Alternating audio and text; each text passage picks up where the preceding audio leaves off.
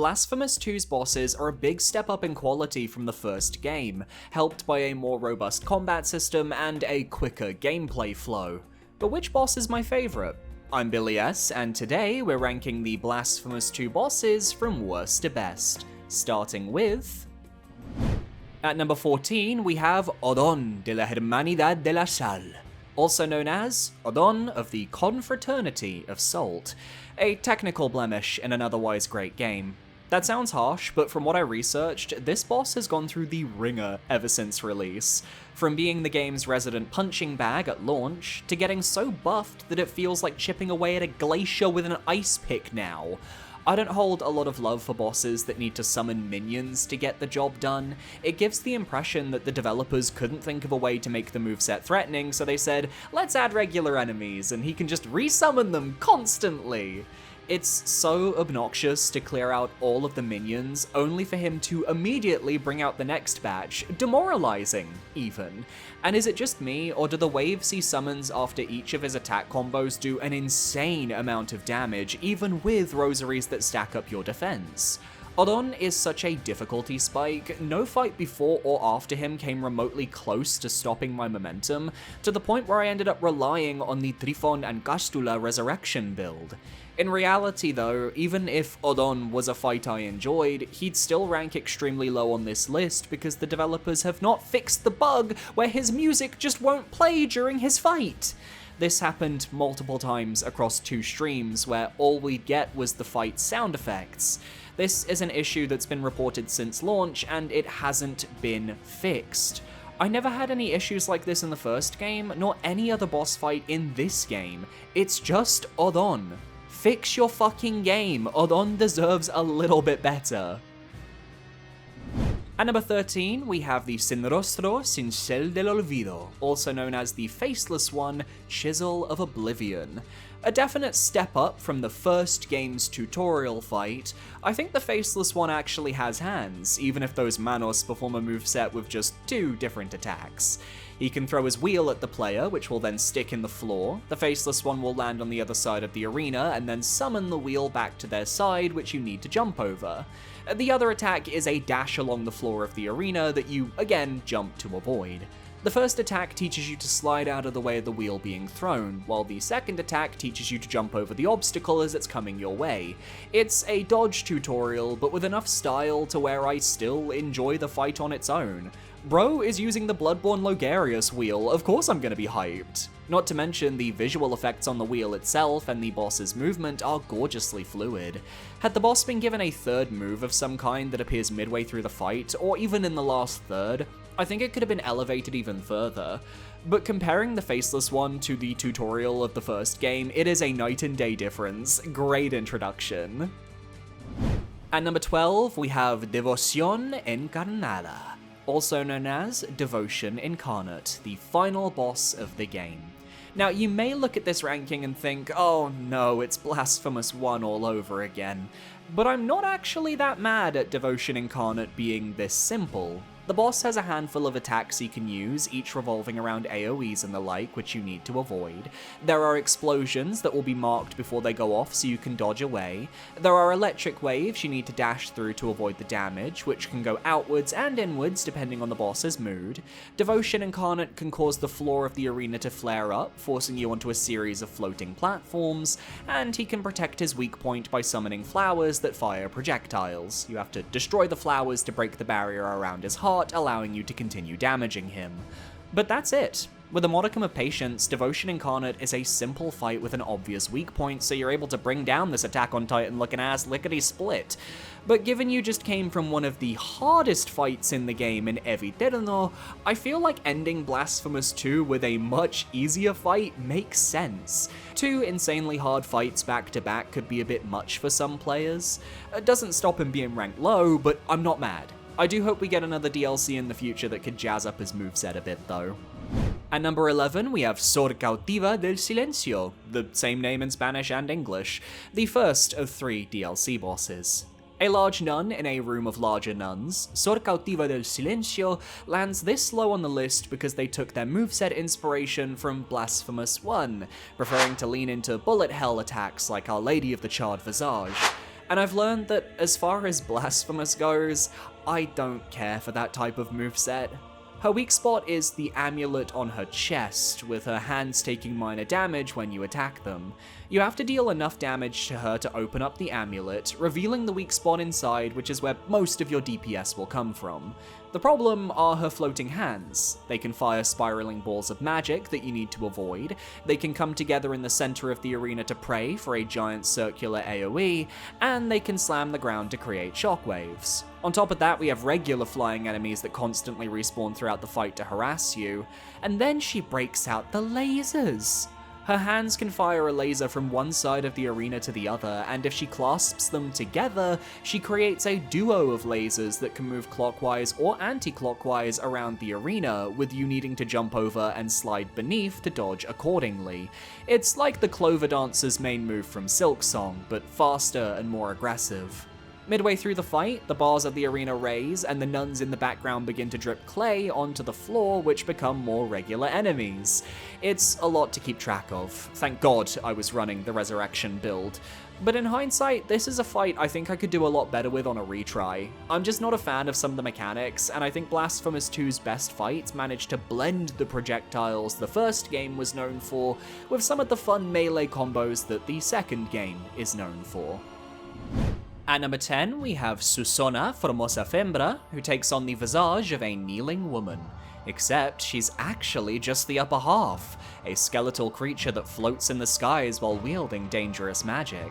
She can shoot an orbital laser across the room while you have to quickly look for platforms to hide under. She can fire electrical lasers across the room that you have to dash through. And she can create patterns of electrical orbs that you have to dodge, which gives me old school Mega Man vibes.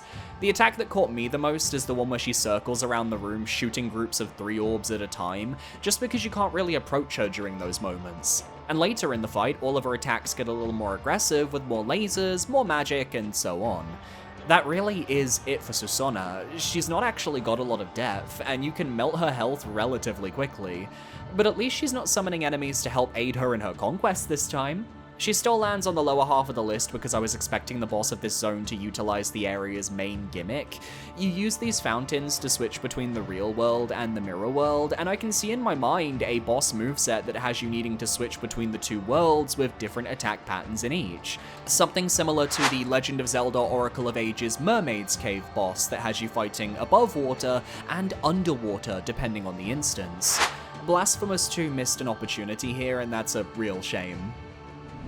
At number 9, we have the first fight against Hermano Asterion from the DLC, also known as Brother Asterion. Some may think, oh my god, he's ranked low, and that's a fair assessment to make. After all, Asterion has a solid moveset and some of the most fluid animations of any boss in the game. But he's only the first fight of 2. We have a Brother Asterion fight later on at the end of Santa Vigilia, which pops off so hard that it makes the first fight feel tame by comparison. I was sitting there convinced we were going to get a phase 2, and then it just didn't happen for a couple of hours. His first fight introduces us to his heavy greatsword moveset with powerful swings and sweeps that you need to learn to block. He has an arena-wide dash that you can jump over and punish as long as you block the incoming backswing. He has an overhead slam that sends waves of fire along the floor alongside an energy blast you need to jump over, but which also acts as a great punish window. Then he pops off midway through the fight, adding this jumping slam attack that I still don't think I know how to avoid. And he can combo it with another jump, or a slam that summons flames on both sides of the arena, on top of his regular combos as well. I got through this fight courtesy of my build and not necessarily my skill, but that's the fun of Blasphemous 2's altarpiece system. Though, let it be known, I did unequip the Resurrection build prior to his rematch later on. This is a fight I wouldn't mind learning on a replay, but Asterion's rematch eclipses it, and I just love how the rest of the bosses on this list really play around with certain mechanics more often, which is why he ranks this low. But that's just me. At number 8, we have Gran Preceptor Radames, also known as the Great Preceptor Radames, the first true boss of the game, who really set the bar for what Blasphemous 2 could achieve. When I think about the first game's earlier bosses, I think about how most of them had really primitive or archaic movesets that didn't do too much to stand out. Woedenaz, meanwhile, has a lot of complexity that I found extremely engaging. His design is awesome, by the way, and I love how his boss fight incorporates the theme of the sands and the shattered glass on his back. He swings the wooden club of corpses as a weapon when you're close, while firing waves of magic from afar when you're further away. Every once in a while, glass will protrude from his skeleton as he charges at you, and you have to grab the wall and jump over him to avoid taking damage. Midway through the fight, he eats the corpses on his weapon, standing up at full height and gaining a few new abilities. The power to send waves of glass along the floor that you have to jump over, and during his charge attack, he now causes rubble to fall from the ceiling after he hits the wall.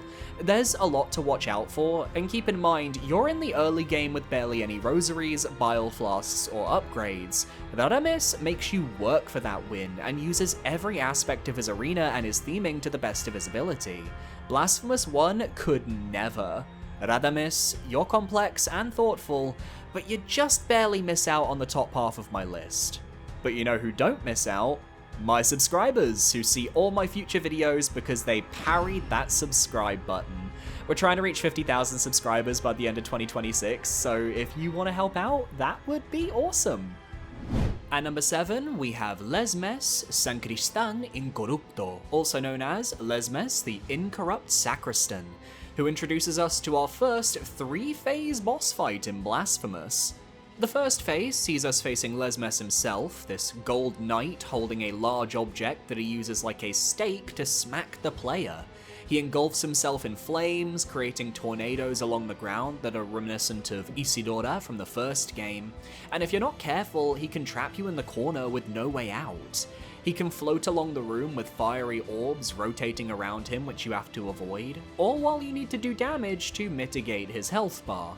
Phase 2 then sees the Sleeping Infanta appear from Nameless's weapon, and this creature is a little more frail than the knight, but with ranged spike projectiles to keep you on your toes. They home in on your location with slight tracking, so you have to be careful with every attack. The boss can also roll across the arena with a sonic spin dash, but beyond that, the Infanta doesn't have a lot of health, making them an easy kill. Then, Phase 3 revives Nameless and has you facing both bosses at the same time with their pre-existing movesets. Because the Infanta is weaker and has a moveset focused purely on ranged attacks, it pairs really well with Nameless and his up-close and personal fire strikes. I found the Sarmiento and Centella weapon to be the best pick for this fight, as it's easy to rack up electricity through various hits, and that's enough to wipe out the Infanta's health with ease. Then it's just facing Nameless like normal until he also goes down. I think they're both incredibly well balanced for each other, but feel like a step up in difficulty and are deserving of a top half placement. At number 6, we have Sínodo, Himno de las Mil Voces, also known as Sínodo, Hymn of the Thousand Voices, a creature with various faces that it uses to fight you in its lair.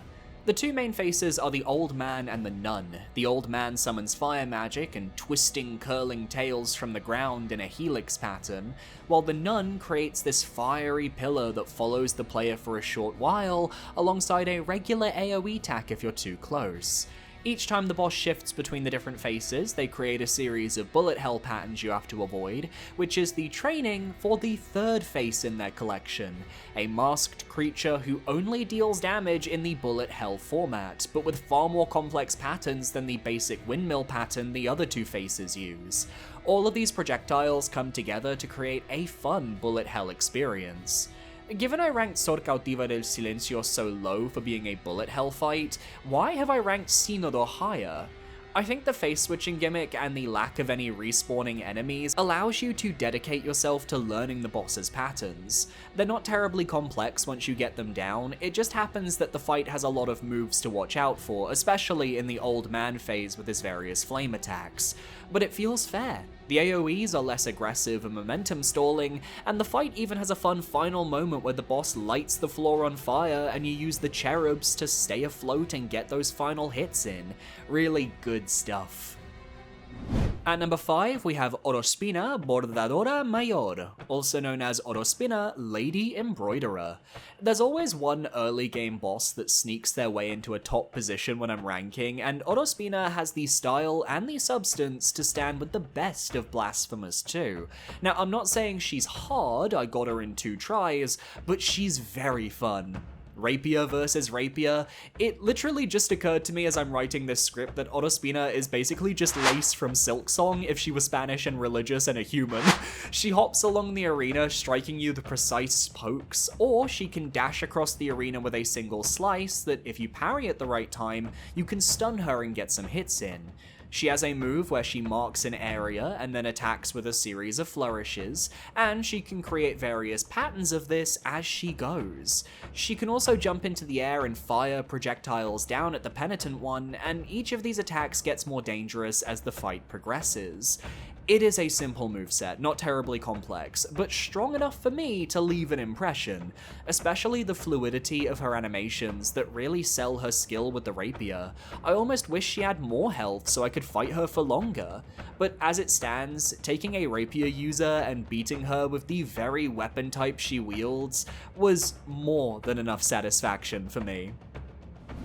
At number 4, we have Hermano Asterion's rematch at the end of the Mea Culpa DLC.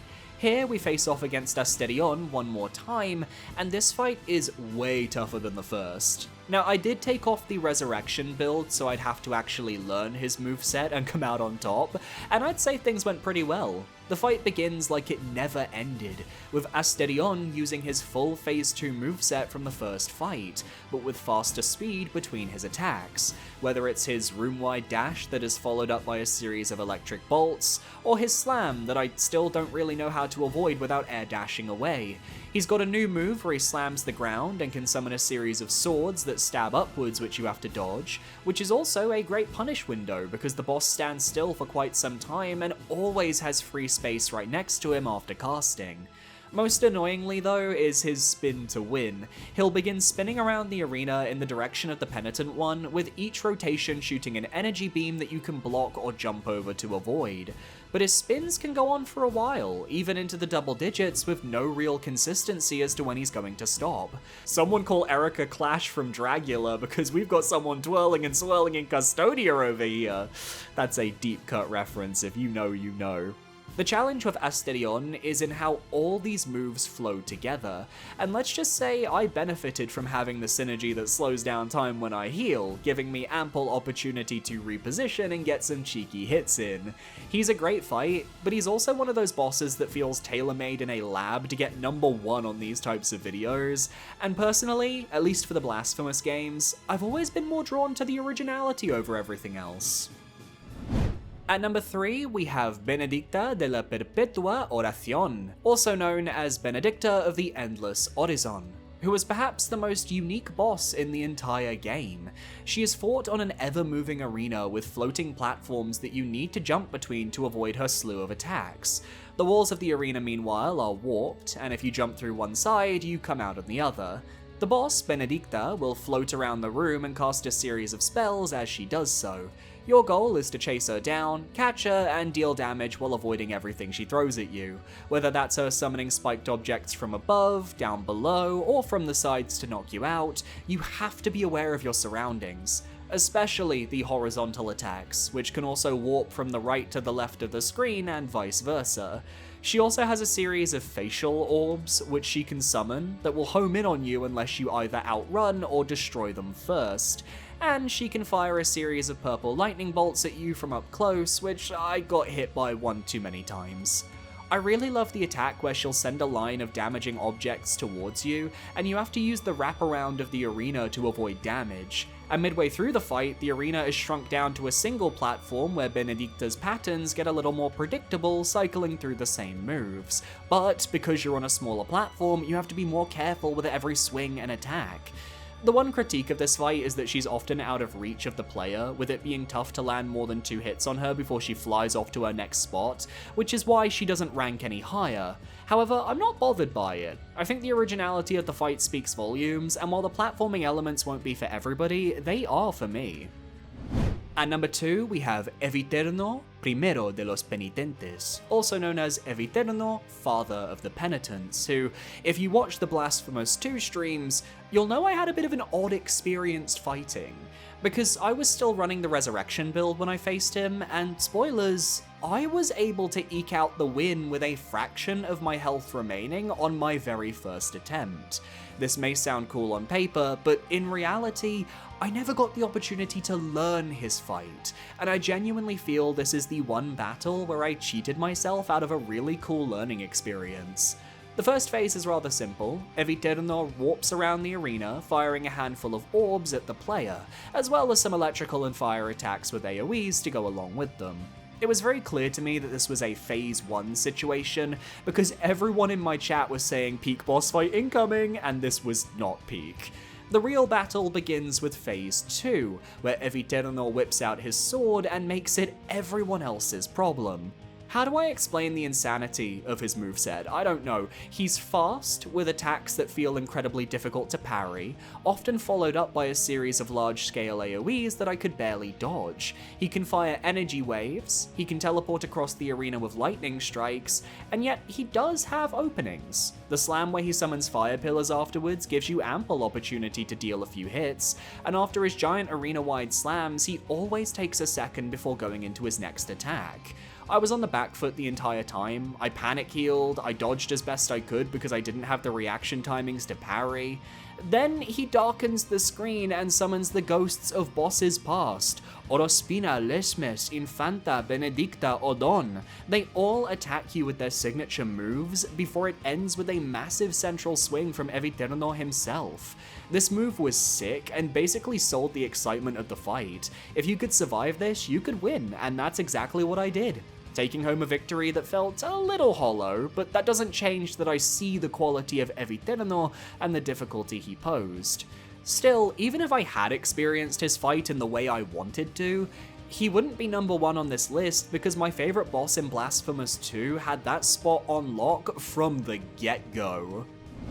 At number 1, we have Afilador Centinela del Esmeril, also known as Afilador Sentinel of Emery, Knife Sharpener Extraordinaire. I've lived in Spain since I was 8 years old, that's 20 years of my life, and I have heard this one specific sound constantly, especially in Andalusia. It's the sound of the afilador. These are tradesmen who go around sharpening knives and other blades for the residents of Spain. Nowadays they come around in vans with speakers attached to them, and to announce their presence they play that flute. It's distinctive, and I'm sure I learned about this when I was younger, but that info got lost in time. So when I walked into the boss room of Afilador, it was like my third eye was opened hearing that fucking flute again. It does help as well that the boss has one of the most distinctive designs in the entire game. He's almost scarecrow-like in his look, with the hay-encrusted neckwear, the gangly limbs, and the odd-looking beard.